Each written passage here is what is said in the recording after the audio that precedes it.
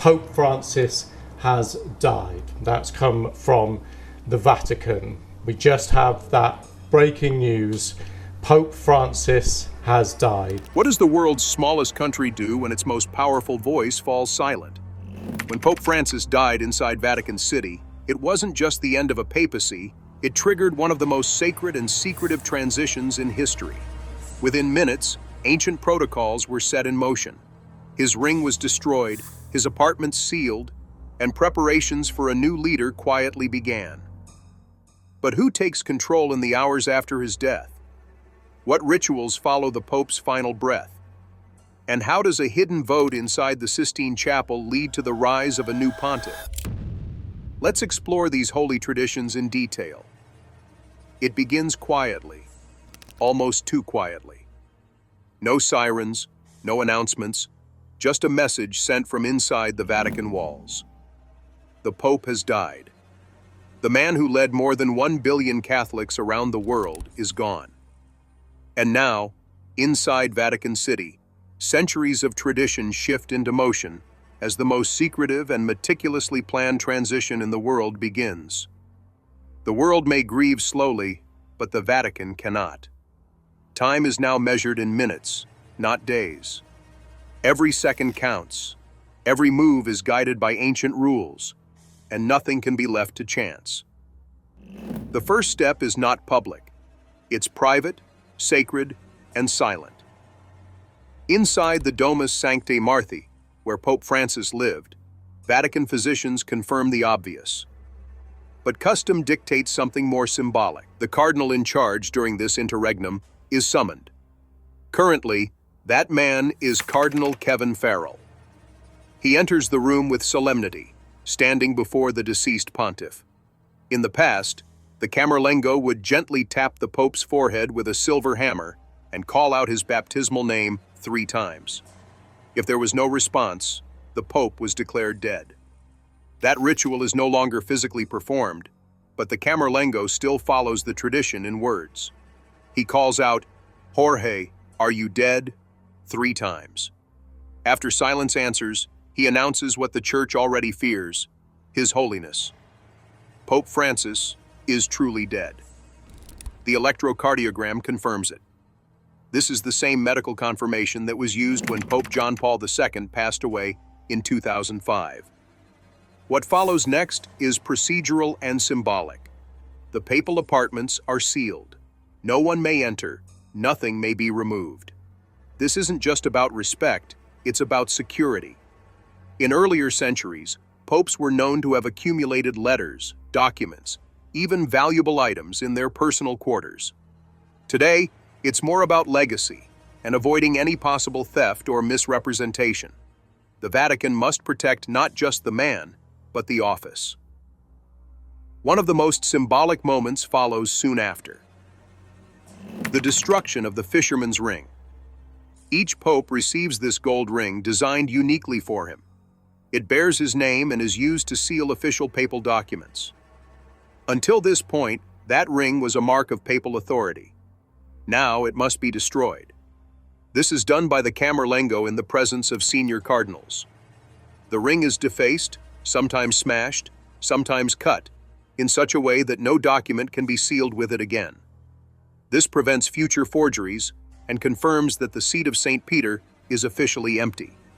The same is done to the papal lead seal. Every pope has an official lead seal used to authenticate correspondence and decrees. Like the ring, it too is rendered unusable, removed from the chain of authority. It's not simply destruction, it's an act of closing one chapter in church history. While this takes place behind closed doors, preparations for mourning begin. The Pope's body is carefully washed and dressed in traditional red papal vestments.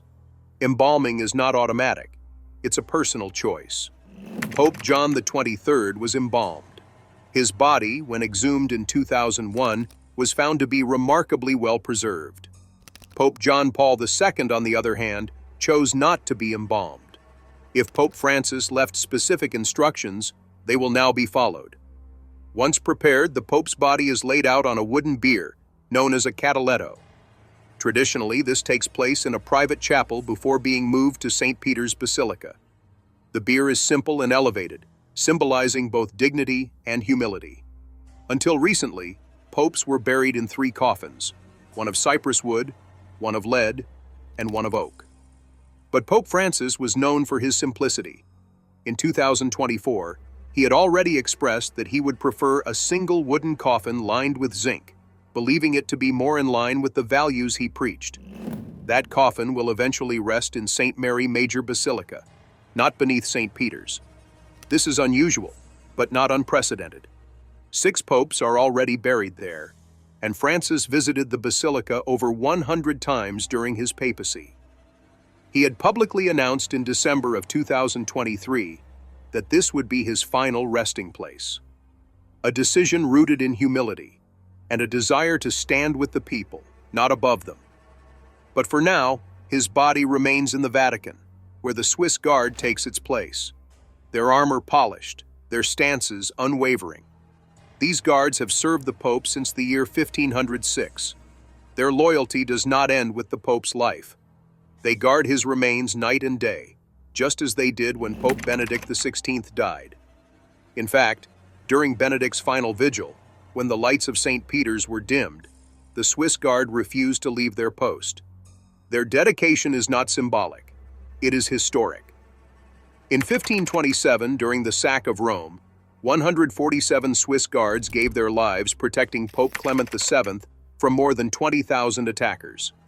Their tradition is one of sacrifice, not ceremony. And now, they stand watch once more. The public will soon join the vigil. After the initial private mourning, the Pope's body will be moved to St. Peter's Basilica. For 3 days, the faithful will walk past his remains, pay their respects, and offer prayers. Flags across Vatican City and Catholic institutions worldwide will be flown at half-mast. The Vatican's bell will toll, its echo cutting across Rome, a sound reserved only for the passing of a pope. Behind the scenes, another operation is quietly unfolding. The Vatican must now prepare for transition, not only of grief, but of governance. The Church enters a rare state called Sede Vacante. The seat is vacant. During this time, the Pope's powers do not transfer to anyone. Instead, they are suspended. No major decisions can be made, no new bishops appointed, no new policies enforced. Only essential administrative duties continue, and only under the supervision of the Camerlengo. The College of Cardinals begins gathering. They represent every continent, every culture in Catholicism. Only those under the age of 80 are eligible to vote. They will meet in general congregation to discuss the state of the Church and prepare for what comes next. Within 15 to 20 days, they must begin the conclave. But already the weight of history presses down. The death of a pope is not only an ending, it is the beginning of the most sacred decision the Catholic Church will ever face. With the Church in mourning and the body of Pope Francis now lying in state inside St. Peter's Basilica, the focus begins to shift. Outside, tens of thousands line up, some in silence, some clutching rosaries, some weeping. Inside, Vatican City is moving with quiet precision. Though the world sees grief, behind the scenes, the wheels of governance are turning. The Church is not just honoring the past, it's preparing for the future. The vigil inside the Basilica lasts for 3 full days. The public has access from morning until late evening, and the line stretches far beyond St. Peter's Square. This is not just a religious event, it is also a global moment. Heads of state begin to arrive. So do dignitaries, bishops, and leaders from other faiths. All come to pay their respects to the late Pope, who redefined humility in the modern papacy.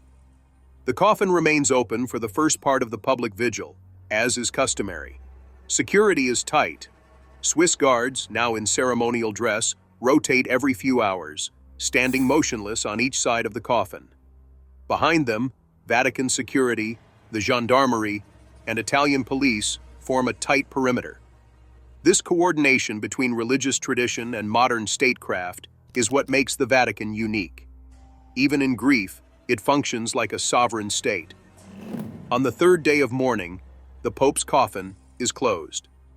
A solemn mass is held, led by the Dean of the College of Cardinals. During this Mass, a small red ribbon is placed around the coffin, along with a brief written summary of the Pope's life and papacy, sealed in a metal cylinder. This capsule is placed inside the coffin, a time-honored tradition.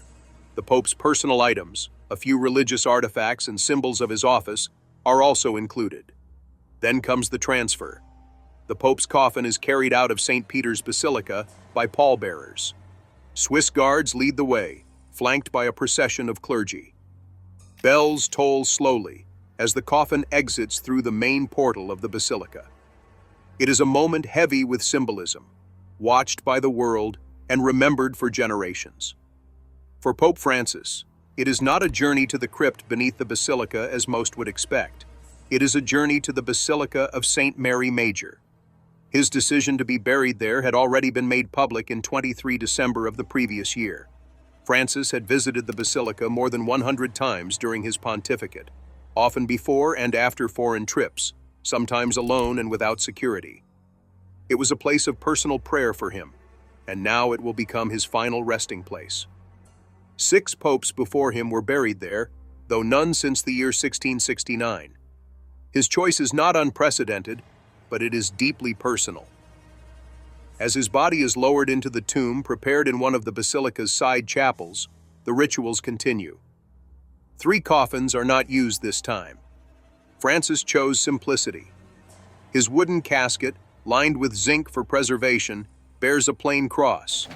No elaborate papal crest, no gold trim, just the humility he preached, now engraved in the silence of his final resting place.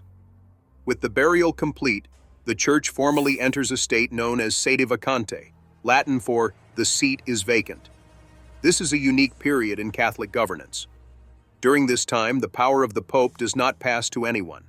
There is no acting Pope, no deputy, no regent. The Camerlengo oversees day-to-day operations, but he is forbidden from making any long-term decisions or doctrinal changes. The College of Cardinals now assumes administrative responsibilities. Every morning, they gather in the Vatican for what are called general congregations. These are closed-door meetings where the cardinals discuss the Church's current state, its most pressing issues, and logistical preparations for the upcoming conclave. Each cardinal gets equal standing in these meetings, whether they are from Rome or Rwanda, Brazil, or Belgium. Among them are cardinal electors, those under the age of 80. These men will choose the next pope. According to the Apostolic Constitution Universi Dominici Gregis, the conclave must begin no sooner than 15 days and no later than 20 days after the death of a pope. This window allows enough time for all eligible cardinals to arrive in Rome and for the Vatican to complete the complex preparations necessary for the conclave. During this period, the Sistine Chapel is sealed off. Everything is prepared down to the last detail. Ballot papers are printed. Stoves are installed for burning the ballots, producing either black or white smoke. Specialized chemicals are ordered to ensure the correct color of smoke is visible to the crowds. And just as important, security is heightened. The Vatican employs advanced methods to ensure the integrity of the election. Faraday cages are placed around the conclave area to block electronic signals. Mobile jammers are activated. Security officers sweep the chapel for listening devices. No communication with the outside world is permitted. No phones, no internet, no news. The cardinal electors are fully isolated. The reason for this level of secrecy is rooted in history. In the 13th century, one election lasted nearly 3 years.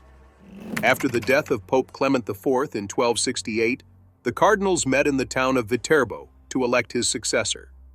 When the process dragged on for years, the local townspeople took drastic action. They locked the cardinals in, reduced their meals to bread and water, and even removed the roof of the building to expose them to the weather. It worked. Pope Gregory X was eventually elected, though it took him another 8 months to arrive in Rome because he was not even a cardinal, and he had been off fighting in a crusade. That chaotic experience led to the very first rules for papal conclaves. Gregory X issued Ubi Periculum, a constitution that formalized the conclave process. Over the centuries, these rules evolved, culminating in the procedures still used today. With the Sistine Chapel prepared, the cardinal electors ready, and Vatican City sealed tighter than any other place on earth, the stage is set. The world watches in silence. The chair of St. Peter is empty, but not for long. The most sacred election in the world is about to begin. With the Sistine Chapel secured and the cardinal electors assembled, the conclave begins under strict secrecy. Every entrance is sealed. Swiss guards are stationed at every possible exit. The windows are locked. The only connection to the outside world is symbolic, the smoke from the chimney. Inside, the atmosphere is serious but calm. This is not a political election. There are no debates, no speeches, no open campaigning. The cardinals are there to pray, reflect, and choose a leader who will guide the Catholic Church through its next chapter. The morning of the first vote begins with Mass in St. Peter's Basilica, known as the Mass for the election of the Roman pontiff. It is a final moment of spiritual preparation before the process moves into the Sistine Chapel. Once inside, each cardinal takes a solemn oath, one by one, placing their hand on the gospel and swearing secrecy. No recording devices, no phones, no outside contact. They are cut off from the world until a decision is made. The first ballot is often considered exploratory. It gives the cardinals a sense of where the consensus might be. Ballots are handwritten on special paper, then folded and placed into a chalice on the altar.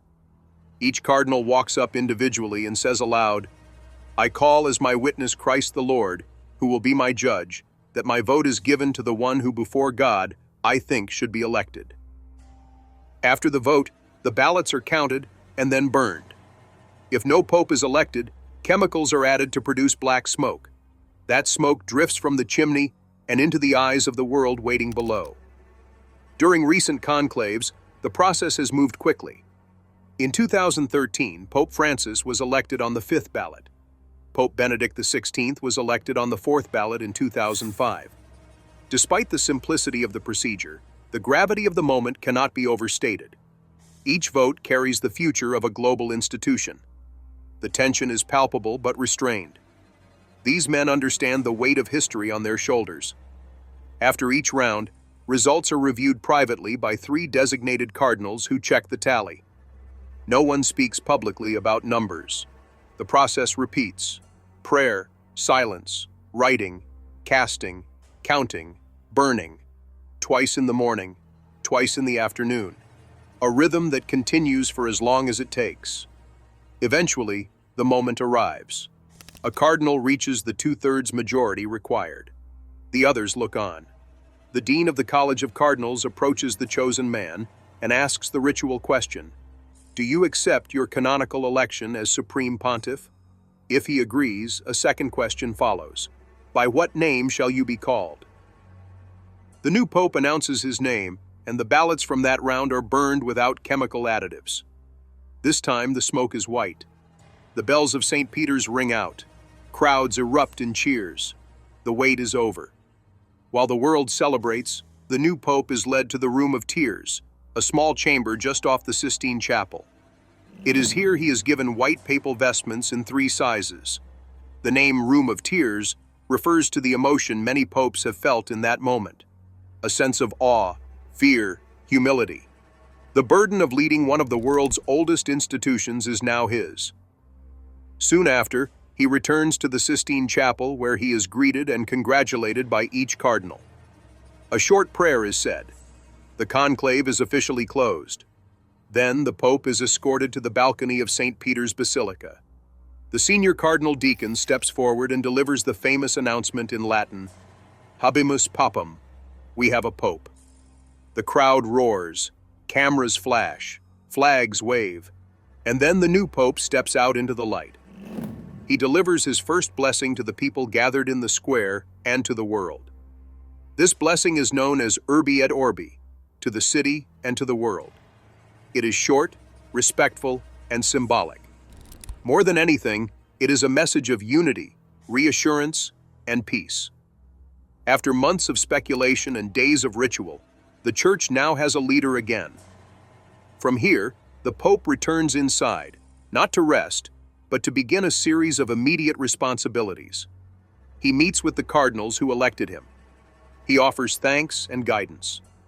A few days later, he will celebrate a formal inauguration mass in St. Peter's Square. There will be no crown, no throne, no royal garments. Since the time of Pope John Paul I in 1978, the Church has abandoned papal coronations. The focus now is on service, not sovereignty. The new Pope's first speech, first actions, and first travels will set the tone for his entire pontificate. And while millions may be watching, the Church remains rooted in its purpose. Leadership may change, but the mission does not. And in this moment, between white smoke and inauguration, the Catholic Church quietly begins again. Even as the new Pope steps into the role with humility and reverence, the expectations are immense. From the moment he delivers his first blessing from the balcony, the eyes of the world begin tracking his every word, every gesture, every movement. His tone, choice of name, and initial statements often signal the path he intends to take. But inside the Vatican, the focus immediately shifts toward stabilization. The conclave has ended, the Sede Vacante is over, and now a new era begins. The first hours are not celebratory, they're structured. After his appearance to the world, the new Pope returns inside St. Peter's Basilica to greet the College of Cardinals. He offers them personal thanks for their discernment and their trust. Though their role in the election is complete, their counsel will continue to matter deeply in the early months of the new papacy. After the meeting, the new Pope is escorted to the Apostolic Palace. Though in recent years, popes have chosen to reside in more modest accommodations, like the Domus Sanctae Marthi, the formal visit to the palace still takes place. Within a few days, the inauguration mass is scheduled. This event differs from the traditional coronations that once defined the early papacies.